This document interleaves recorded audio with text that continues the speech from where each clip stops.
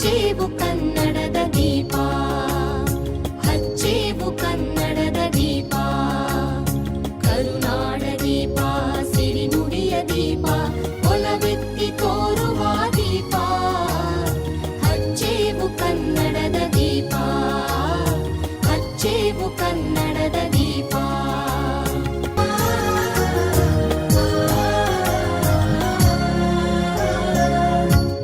ಎಲ್ಲ ಜನಧ್ವನಿ ಕೇಳುಗರಿಗೆ ನನ್ನ ನಮಸ್ಕಾರಗಳು. ನನ್ನ ಹೆಸರು ಮಾದೇವಿ ಎಂ, ಕನ್ನಡ ಉಪನ್ಯಾಸಕಿ, ಎಂಎಂಕೆ ಸ್ವತಂತ್ರ ಪದವಿ ಕಾಲೇಜು ತುಂಬಸೋಗೆ. ಈ ದಿನ ನಾನು ಕನ್ನಡ ಸಾಹಿತ್ಯಕ್ಕೆ ನಡುಗನ್ನಡ ಸಾಹಿತ್ಯದ ಕೊಡುಗೆ ಎಂಬ ವಿಚಾರವನ್ನು ಕುರಿತು ಮಾತನಾಡಲಿದ್ದೇನೆ.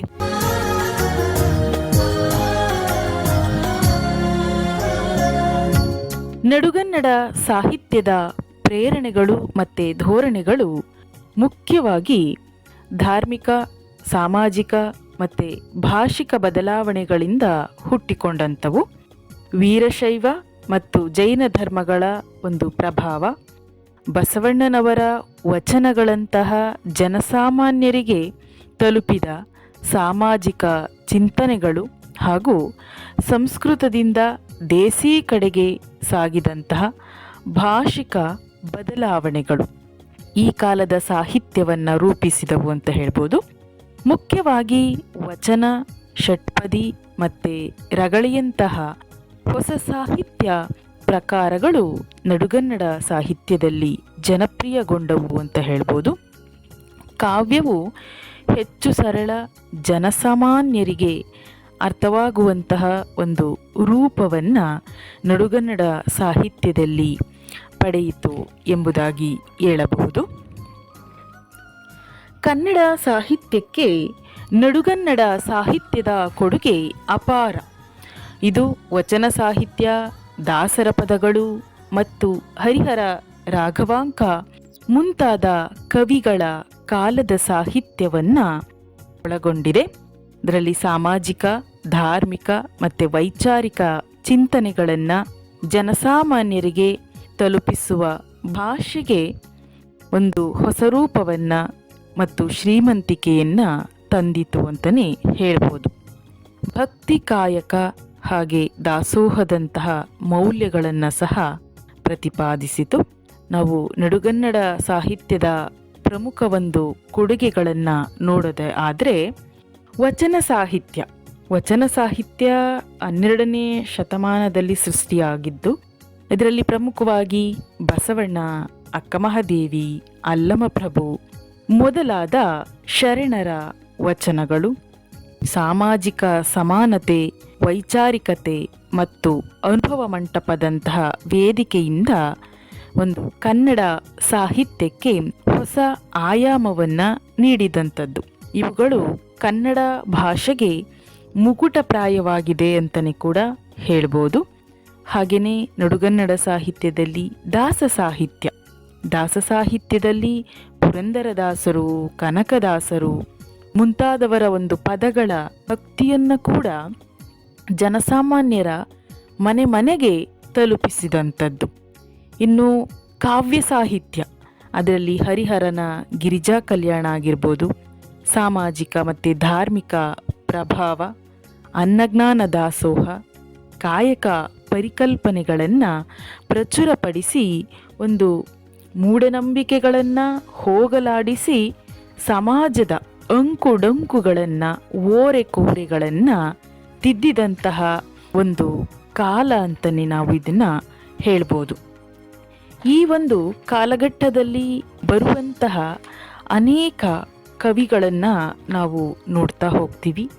ಆ ನಡುಗನ್ನಡ ಸಾಹಿತ್ಯದ ಪ್ರಮುಖ ಕವಿಗಳು ಅಂತ ಬಂದಾಗ ಹರಿಹರ, ರಾಘವಾಂಕ ಆಗಿರ್ಬೋದು, ಜನ್ನ ಆಗಿರ್ಬೋದು, ಕುಮಾರವ್ಯಾಸ, ರನ್ನ, ಚಾಮರಸ, ನಂಜುಂಡ ಕವಿ, ಹೀಗೆ ಅನೇಕ ಕವಿಗಳನ್ನು ನಾವು ನೋಡ್ತಾ ಹೋಗ್ತೀವಿ. ಅದರಲ್ಲಿ ನಡುಗನ್ನಡ ಸಾಹಿತ್ಯದ ಪ್ರಮುಖ ಒಂದು ಘಟ್ಟ ಅಂತ ನಾವು ನೋಡೋದಾದರೆ, ನಡುಗನ್ನಡ ಸಾಹಿತ್ಯ ಸುಮಾರು ಕ್ರಿಸ್ತಶಕ 11ನೇ ಶತಮಾನದಿಂದ 19ನೇ ಶತಮಾನದವರೆಗೆ ಅಂತಲೇ ಹೇಳ್ಬೋದು. ಅದರಲ್ಲಿ ವಚನಗಳು, ಷಟ್ಪದಿಗಳು, ಕೀರ್ತನೆಗಳು, ಸಾಂಗತ್ಯ, ಭಾಗವತ ಮತ್ತು ತ್ರಿಪದಿಗಳಂತಹ ವಿವಿಧ ಪ್ರಕಾರಗಳನ್ನು ಕೂಡ ಒಳಗೊಂಡಿರುವಂಥದ್ದು ಕೀರ್ತನೆಗಳು, ಹಾಗೆಯೇ ಕಾವ್ಯಗಳು ಒಂದು ಈ ಕಾಲಘಟ್ಟದ ಪ್ರಮುಖ ಸಾಹಿತ್ಯಿಕ ಕೊಡುಗೆಗಳು ಅಂತ ಹೇಳಿ ನಾವು ನಡುಗನ್ನಡ ಸಾಹಿತ್ಯದ ಬಗ್ಗೆ ಮಾತನಾಡ್ಬೋದು. ಅದರಲ್ಲಿ ಪ್ರಮುಖವಾಗಿ ಕುಮಾರವ್ಯಾಸನ ಒಂದು ಮೇರು ಕವಿ ಅಂತಲೇ ನಾವು ಹೇಳಿ ಕರಿತೀವಿ. ಈ ಕುಮಾರವ್ಯಾಸನ ಕಾಲಾವಧಿ ಕ್ರಿಸ್ತಶಕ 1419ರಿಂದ 1449 ಇವನ ಒಂದು ಕಾಲಾವಧಿ. ಈ ಕನ್ನಡದ ಅತ್ಯುನ್ನತ ಕವಿ ಮತ್ತು ಕನ್ನಡ ಸಾಹಿತ್ಯದ ದಿಗ್ಗಜ ಕುಮಾರವ್ಯಾಸ ಅಂತ ಹೇಳ್ಬೋದು. ಕುಮಾರವ್ಯಾಸ ಮಧ್ಯ ಕನ್ನಡ ಸಾಹಿತ್ಯದ ಒಬ್ಬ ಮಹಾನ್ ಕವಿ. ಇವನ ಪ್ರಮುಖ ಕೃತಿ ಕರ್ನಾಟ ಭಾರತ ಕಥಾಮಂಜರಿ ಅನ್ನುವಂತಹ ಮಹಾಕಾವ್ಯವನ್ನು ಬರೆದಿದ್ದಾನೆ. ಇದಕ್ಕೆ ನಾವು ಗದುಗಿನ ಭಾರತ, ಕನ್ನಡ ಭಾರತ, ಕುಮಾರವ್ಯಾಸ ಭಾರತ ಅಂತ ಕೂಡ ನಾವು ಕರಿತೀವಿ. ಇದು ಕುಮಾರವ್ಯಾಸನ ಬಹಳ ಒಂದು ಪ್ರಸಿದ್ಧವಾದಂತಹ ಕೃತಿ. ಗದುಗಿನ ನಾರಾಯಣಪ್ಪನು ಹುಬ್ಬಳ್ಳಿಯ ಕುಂದಗೋಳ ತಾಲೂಕಿನ ಒಂದು ಕೋಳಿವಾಡ ಅನ್ನುವಂಥ ಗ್ರಾಮದಲ್ಲಿ ಜನಿಸಿದ. ಅವನ ವಂಶಸ್ಥರು ಇನ್ನೂ ಕೂಡ ಅಲ್ಲಿ ವಾಸ ಆಗಿದ್ದಾರೆ ಅಂತ ಕೂಡ ಹೇಳಲಾಗಿದೆ. ನಂತರ ಅವನು ಗದುಗಿನಲ್ಲಿ ವಾಸವಾಗಿರಬಹುದು. ಮಹಾಕವಿ ವ್ಯಾಸರ ಸಂಸ್ಕೃತ ಮಹಾಭಾರತದ ಕನ್ನಡ ಅನುವಾದ ಎನ್ನಬಹುದು ಅಂತ ಕೆಲವು ಸಲ ಪ್ರತೀತಿ ಇದೆ. ಆದರೆ ಅವನು ಕೇವಲ ಅನುವಾದವಾಗಿ ಉಳಿಯದೆ ಕುಮಾರವ್ಯಾಸ ತನ್ನ ಕಾವ್ಯ ಸಾಮರ್ಥ್ಯವನ್ನು ಈ ಕೃತಿಯಲ್ಲಿ ಸಂಪೂರ್ಣವಾಗಿ ಧಾರೆ ಎರೆದಿದ್ದಾನೆ. ಕನ್ನಡ ಸಾಹಿತ್ಯದಲ್ಲಿ ಈ ಕರ್ನಾಟ ಭಾರತ ಕಥಾಮಂಜರಿ ಕುಮಾರವ್ಯಾಸನ ಕೃತಿ ಬಹಳ ಮೇರು ಕೃತಿಯಾಗಿ ಪರಿಗಣಿತವಾಗಿರುವಂತಹ ಒಂದು ಕನ್ನಡ ಭಾರತ ಸಂಸ್ಕೃತ ಮಹಾಭಾರತದ ಮೊದಲ 10 ಪರ್ವಗಳು.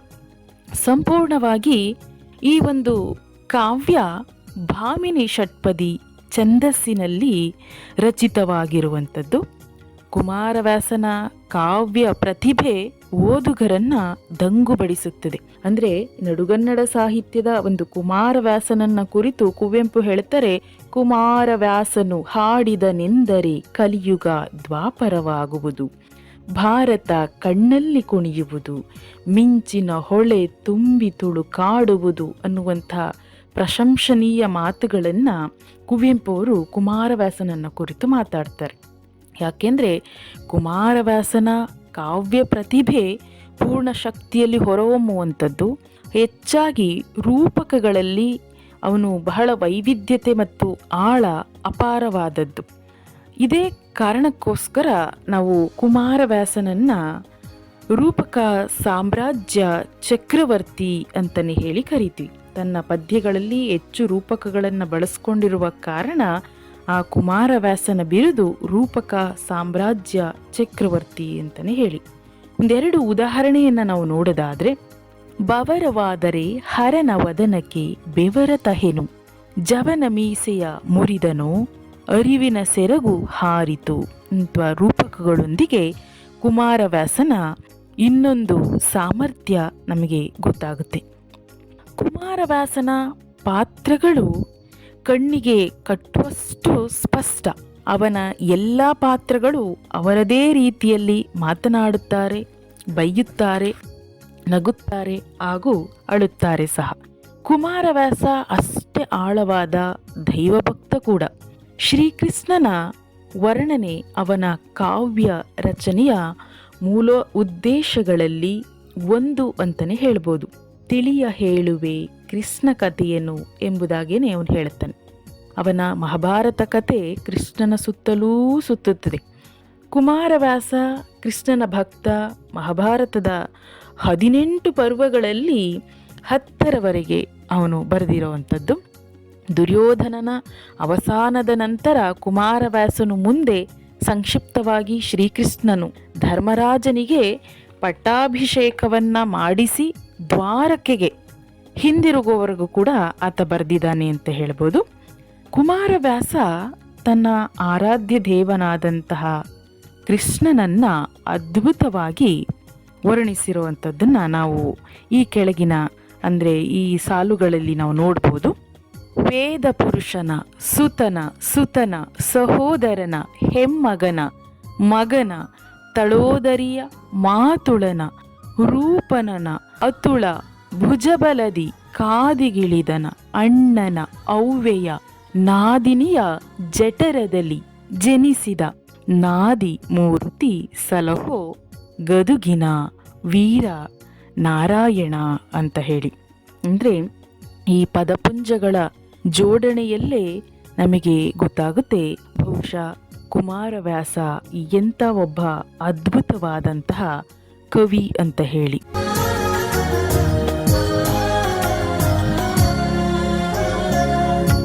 ನಡುಗನ್ನಡ ಕವಿಗಳಲ್ಲಿ ಹಾಗಾಗಿ ಕುಮಾರವ್ಯಾಸನನ್ನ ಬಹಳ ಪ್ರಮುಖವಾದಂತಹ ಒಬ್ಬ ಕವಿ ಅಂತಲೇ ನಾವು ಹೇಳ್ತೀವಿ. ಇನ್ನು ನಡುಗನ್ನಡ ಸಾಹಿತ್ಯದಲ್ಲೇ ಬರುವಂತಹ ಮತ್ತೊಬ್ಬ ಕವಿ ಅಂತ ಹೇಳಿದ್ರೆ ಹರಿಹರ ಕವಿ. ಹರಿಹರನ ಕಾಲಾವಧಿ ಕೂಡ ಕ್ರಿಸ್ತಶಕ 12ನೇ ಶತಮಾನದ ಒಂದು ಉತ್ತರ ಭಾಗ ಅಂತ ಹೇಳಿ ನಾವು ಕರಿತಾ ಹೋಗ್ತೀವಿ. ಕನ್ನಡದಲ್ಲಿ ಈತ ಕೂಡ ಒಬ್ಬ ಮಹಾಕವಿ ಅಂತಲೇ ಹೇಳಿ.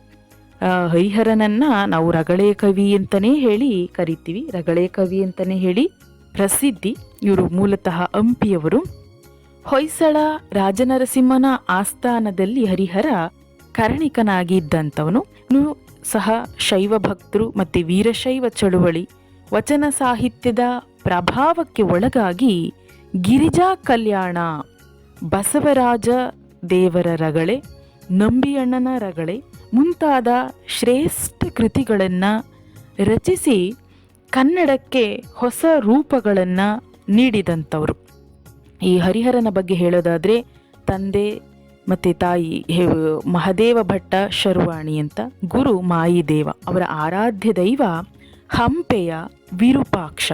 ಹರಿಹರನ ಗಿರಿಜಾ ಕಲ್ಯಾಣ ಕೃತಿ ಬಹಳ ಪ್ರಸಿದ್ಧವಾದಂತಹ ಕೃತಿ ಅಂತಲೇ ಹೇಳ್ಬೋದು. ಈ ಗಿರಿಜಾ ಕಲ್ಯಾಣ ಕೃತಿ ಶಿವ ಮತ್ತು ಪಾರ್ವತಿಯರ ವಿವಾಹದ ಒಂದು ಕಥೆಯನ್ನು ಕುರಿತು ಮಾತನಾಡುತ್ತೆ. ಗಿರಿಜಾ ಕಲ್ಯಾಣ ಅನ್ನುವಂಥದ್ದು ಒಂದು ಚೆಂಪು ಶೈಲಿಯಲ್ಲಿ ರಚಿತವಾಗಿರುವಂತಹ ಒಂದು ಮಹಾಕಾವ್ಯ. ಶಿವಪುರಾಣ ಮತ್ತು ಸ್ಕಂದ ಪುರಾಣದ ಕಥಾಂಶಗಳನ್ನು ಇದು ಆಧರಿಸಿದೆ ಅಂತ ಹೇಳ್ಬೋದು.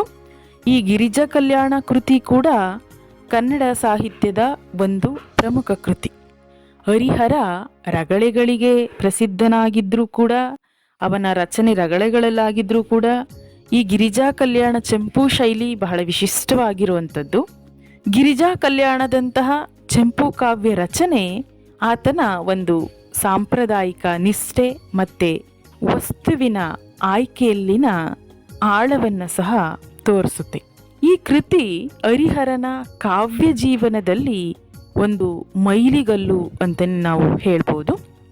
ಗಿರಿಜಾ ಕಲ್ಯಾಣ ಅಂತ ಹೇಳಿದ್ರೆ ಶಿವ ಮತ್ತು ಪಾರ್ವತಿಯರ ಒಂದು ವಿವಾಹದ ಕಥೆಯಾಗಿದೆ. ಇದರಲ್ಲಿ ಶಿವನು ತಪಸ್ಸು ಮಾಡುತ್ತಿರುವಾಗ ಪಾರ್ವತಿಯು ಶಿವನನ್ನ ಪತಿಯಾಗಿ ಪಡೆಯಲು ಕಠಿಣ ತಪಸ್ಸು ಮಾಡುತ್ತಾರೆ. ಕೊನೆಗೆ ಶಿವನು ಕೂಡ ಪ್ರಸನ್ನನಾಗಿ ಪಾರ್ವತಿಯನ್ನ ಮದುವೆಯಾಗುವಂಥದ್ದು. ಇದು ಹಿಂದೂ ಪುರಾಣಗಳಲ್ಲಿ ಬರುವಂತಹ ಒಂದು ಪ್ರಮುಖ ಕಥೆಯಾಗಿದೆ. ದೈವಿಕ ಶಕ್ತಿಗಳ ಸಂಗಮವನ್ನು ಸಹ ಇದು ಪ್ರತಿನಿಧಿಸುತ್ತೆ.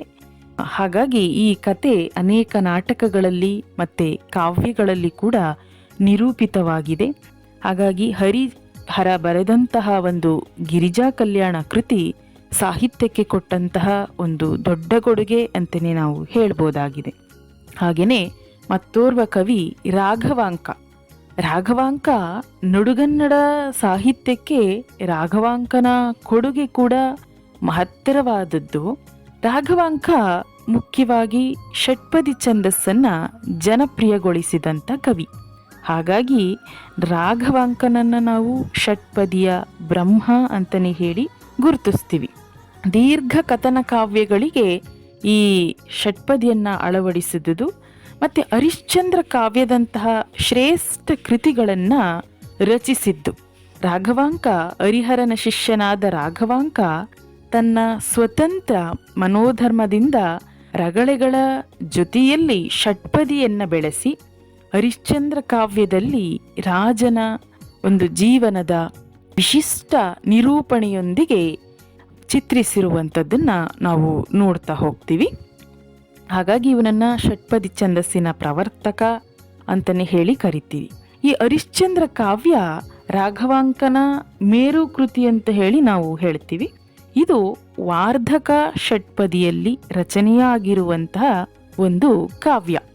ಹರಿಶ್ಚಂದ್ರನ ಕಥೆಯನ್ನ ವಿಶಿಷ್ಟ ದೃಷ್ಟಿಕೋನದಿಂದ ನಿರೂಪಿಸಿ ಅಲ್ಲಿ ಕರುಣಾರಸವನ್ನ ಉಕ್ಕಿಸುವಂತಹ ನಾಟಕೀಯ ಶೈಲಿಯಲ್ಲಿ ರಚಿಸಿರುವಂತಹ ಒಂದು ಕಾವ್ಯ. ಹರಿಶ್ಚಂದ್ರ ಕಾವ್ಯದ ಜೊತೆಗೆ ಸೋಮನಾಥ ಚರಿತ್ರೆ, ವೀರೇಶ ಚರಿತೆ, ಶರಭ ಚರಿತ್ರೆಗಳಂತಹ ಇನ್ನಿತರ ಕೃತಿಗಳನ್ನು ಸಹ ರಾಘವಾಂಕ ರಚನೆ ಮಾಡಿದ್ದಾರೆ. ಆದರೆ ರಾಘವಾಂಕನ ಪ್ರಥಮ ಕೃತಿಯಾದಂತಹ ಈ ಹರಿಶ್ಚಂದ್ರ ಕಾವ್ಯ ಕನ್ನಡ ಸಾಹಿತ್ಯದಲ್ಲಿಯೇ ಒಂದು ಅತ್ಯಂತ ಶ್ರೇಷ್ಠವಾದ ಕೃತಿ ಅಂತ ನಮಗೆ ಅನಿಸುತ್ತೆ. ಈ ಹರಿಶ್ಚಂದ್ರ ಕಾವ್ಯ ಪ್ರಾಚೀನ ಜನಪ್ರಿಯವೂ ಆದದ್ದು ಕೂಡ. ವೇದ ಪುರಾಣ ಸಾಹಿತ್ಯದ ಉದ್ದಕ್ಕೂ ಹರಿದು ಬಂದಿರುವಂತಹ ಈ ಹರಿಶ್ಚಂದ್ರನ ವೃತ್ತಾಂತ ರಾಘವಾಂಕನ ಕೈಯಲ್ಲಿ ಒಂದು ಸೊಗಸಾದ ನಾಟಕ ಕಾವ್ಯವಾಗಿ ಹೊರಹೊಮ್ಮಿರುವಂಥದ್ದನ್ನ ನಾವು ನೋಡ್ತಾ ಹೋಗ್ತೀವಿ. ಇಲ್ಲಿ ಈ ಕಥೆಯ ವಿಶಿಷ್ಟ ಏನಪ್ಪ ಅಂತ ಹೇಳಿದ್ರೆ, ಈ ಕೃತಿದು ಇಲ್ಲಿ ಹರಿಶ್ಚಂದ್ರನ ಪಾಲಿಗೆ ಸತ್ಯ ಎನ್ನುವುದು ಅವನಿಗೆ ಒಂದು ಪ್ರಧಾನವಾದಂಥ ಮೌಲ್ಯ. ತಾನು ಅದಕ್ಕಾಗಿಯೇ ಬದುಕಬೇಕೆಂಬುದು ಎಂದೂ ಸಹ ಅವನಿಗೆ ಅನ್ನಿಸಿರಬಹುದು. ಹರಿಶ್ಚಂದ್ರನಿಗೆ ಸತ್ಯವೇ ಮೌಲ್ಯ, ಸತ್ಯಕ್ಕೋಸ್ಕರನೇ ಬದುಕಬೇಕು ಅಂತ ಹೇಳಿ ಅನ್ನಿಸಿರುವಂಥದ್ದು. ಸತ್ಯನಿಷ್ಠೆ ಯಾವ ಸಂದರ್ಭದಲ್ಲೂ ಎಂಥ ಕಷ್ಟಕ್ಕೂ ಜಗ್ಗದೆ ಅಚಲವಾಗಿ ನಿಲ್ಲುವಂಥದ್ದು. ವಿಶ್ವಾಮಿತ್ರನ ಪರೀಕ್ಷೆಯ ಓರೆಗಲ್ಲಿಗೆ ಸಿಕ್ಕಷ್ಟು ಕೂಡ ಅವನ ಸತ್ಯನಿಷ್ಠೆಯ ಹೊನ್ನು ಹೊಳೆಯತೊಡಗ್ತಾ ಹೋಗುತ್ತೆ. ಕೊಟ್ಟ ಮಾತನ್ನ ಆ ಹರಿಶ್ಚಂದ್ರ ಎಂಥ ಸಂದರ್ಭದಲ್ಲೂ ಕೂಡ ತಪ್ಪದೆ ಉಳಿಸುವಂತಹ ಒಂದು ಪ್ರಯತ್ನವನ್ನ ಈ ಕಥೆಯಲ್ಲಿ ಮಾಡ್ತಾ ಹೋಗ್ತಾನೆ. ವಿಶ್ವಾಮಿತ್ರನ ಸಾಲವನ್ನ ತಾನು ತೀರಿಸುವ ಸಲುವಾಗಿ ಸತಿಸುತರನ್ನು ತನ್ನನ್ನು ಕೂಡ ಮಾರಿ ತೀರಿಸುವಂಥದ್ದು, ಆಡಿದ ಮಾತಿಗೆ ತಪ್ಪದೆ ನಡೆಯುವಂಥದ್ದು ಇಲ್ಲಿ ಬಹಳ ವಿಶಿಷ್ಟ ಅಂತ ಅನಿಸುತ್ತೆ. ನಂತರ ಹರಿಶ್ಚಂದ್ರ ಆ ವೀರ ಬಾಹುಕನಿಗೆ ಆಳಾಗಿ ದುಡಿಯುವಂಥದ್ದು, ಕೌಶಿಕ ಮುನೀಶ್ವರಂ ಮೊದಲು ಅನಾಮಿಕಂ ಕಡೆ ಸಮಸ್ತರ ಮನೆಗೆ ಸತ್ಯವೆನಿಸುವೆನು ಎಂಬ ನಿಷ್ಠೆ ಗಟ್ಟಿಗೊಳ್ಳುತ್ತದೆ. ಅವನು ಸತ್ಯವೇ ಮೊದಲು, ಸತ್ಯಕ್ಕೋಸ್ಕರ ಅಂತ ಹೇಳುವಂಥ ಮಾತು. ಆ ಮಗುವಿನ ಸಾವಿನ ಸಂದರ್ಭದಲ್ಲೂ ಕೂಡ ಹರಿಶ್ಚಂದ್ರ ತನ್ನ ಸತಿಯಾದಂತಹ ಚಂದ್ರಮತಿಯ ತಲೆಯನ್ನ ಕಡಿಲಿಕ್ಕೆ ಮುಂದಾಗ್ತಾನೆ. ಆ ಮುಂದಾದಂತಹ ಸನ್ನಿವೇಶ ಇದೆಯಲ್ಲ, ಅದು ಬಹಳ ಒಂದು ಕರುಣಾರಸವನ್ನು ಹುಟ್ಟಿಸುವಂಥದ್ದು. ಶಿವ ಅಲ್ಲಿ ಪ್ರತ್ಯಕ್ಷ ಆಗುವಂಥದ್ದು ಇದು ಬಹಳ ವಿಶಿಷ್ಟ ಅಂತ ಅನ್ಸುತ್ತೆ. ರಾಘವಾಂಕನ ಕಾವ್ಯ ನಿರ್ಮಾಣಕ್ಕೆ ಒಂದು ಮೆರಗನ್ನ ತಂದುಕೊಡುತ್ತೆ. ಹರಿಶ್ಚಂದ್ರನ ಪಾಲಿಗೆ ಸತ್ಯ ಎಂದರೆ ಶಿವ, ಶಿವ ಎಂದರೆ ಸತ್ಯ ಅಂತ ಹೇಳುವಂಥದ್ದು. ಇದು ಹರಿಶ್ಚಂದ್ರನ ಪಾಲಿಗೆ ಒಂದು ಮೌಲ್ಯ.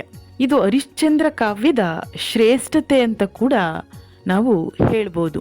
ಹಾಗಾಗಿ ಈ ರಾಘವಾಂಕ ಕೊಟ್ಟಂತಹ ಹರಿಶ್ಚಂದ್ರ ಕಾವ್ಯಕೃತಿ ಒಂದು ಅಲ್ಲಿ ಸತ್ಯವನ್ನೇ ಶಿವ ಅಂತ ಹೇಳಿ ಸತ್ಯಕ್ಕೆ ಅಲ್ಲಿ ಜಯ ಸಿಗುವಂಥದ್ದು ಒಂದು ವಿಶಿಷ್ಟ ಕೃತಿ ಅಂತ ಹೇಳಿ ನಮಗೆ ಅನಿಸುತ್ತೆ.